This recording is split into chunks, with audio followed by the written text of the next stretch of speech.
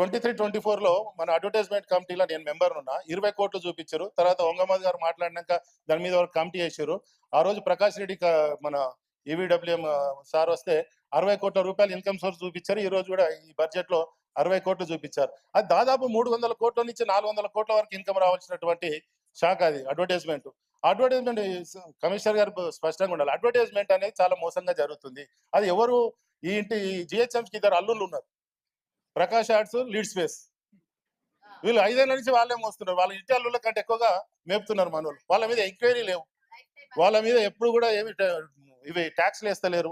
వాళ్ళని ఎందుకు ఈ విధంగా మరి తీసుకుంటారో అర్థం కాదు. మనకు దాదాపుగా 200 కోట్లు 300 కోట్లు ఈజీగా వస్తే మా నగర శివార్లకు ఇచ్చినట్టయితే ఎంత అవుతుంది? మా నగర శివార్లలో ఈ రోజు మేము ఓసారి సిగ్గుపడుతున్నాం. వీళ్ళేమో పార్కులు స్టేడియంల గురించి అడుగుతుంటే నేను కనీసం సైకిల్ పోలేని పరిస్థితులు ఉన్నాము. ఓ ఇల్లు కట్టినోనికి ఇంటి ముంగట డ్రైనేజ్ వంగుతుంటే ఆ డ్రైనేజ్లకి వెళ్ళి మేము నడుచుకుంటూ పోవాల్సి వస్తుంది. మా దగ్గర పార్కులు కబ్జా అయితే మీరేమో పార్కులలో పెద్ద పెద్ద